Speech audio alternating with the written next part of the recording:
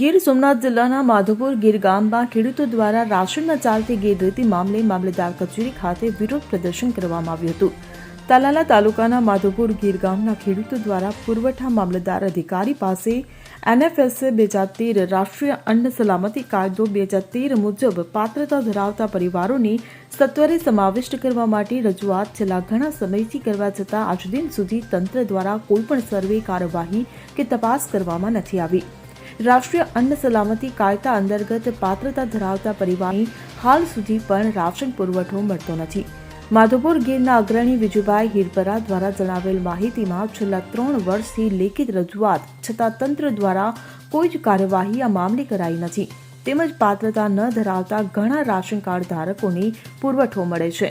તેમજ નાની મોટી પુરવઠા વિભાગને લાગતી સમસ્યા અનુસંધાને ગામના ખેડૂતો દ્વારા મામલતદાર કચેરી પર રજૂઆત કરી વિરોધ પ્રદર્શન કરવામાં આવ્યું હતું અને તાત્કાલિક ધોરણે આ બાબતે તપાસ કરી સર્વે કરવામાં આવે અને પાત્રતા ધરાવતા પરિવારોને જ કાયદા મુજબ રાશન પુરવઠો મળે તેવી રજૂઆત કરવામાં આવી હતી.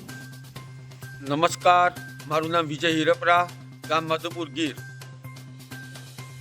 NFSA રાષ્ટ્રીય અન્ન સલામતી કાયદો 2013 મુજબ જે પાત્રતા ધરાવતા લોકો છે એ લોકોને રાશન મળી રહે એ સરકારશ્રીના જોગવાઈના કાયદા મુજબ તાલાળા તાલુકાના ગામડાઓમાં અન્ન મળતું નથી. જે અનુસંધાને આજ રોજ અમે તાલાળા પુરવઠા મામલતદાર અધિકારીને મળી અને રજૂઆત કરી કે આપ દ્વારા તપાસ કરવામાં આવે.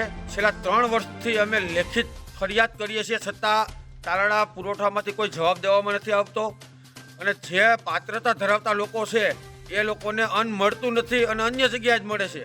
તો આ શા માટે?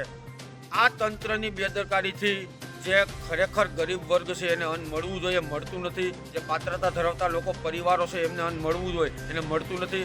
તો તાત્કાલિક ધોરણે તપાસ કરી અને આ ગેરરીતિ બંધ કરવામાં આવે એ બાબતે આજે તાલાળા મામલતદાર કચેરી પર વિરોધ પ્રદર્શન કરવામાં આવ્યું છે.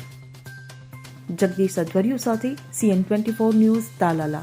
હવે જુઓ દેશ દુનિયાની તમામ ખબરો તમારી આંગળીના ટેરવે.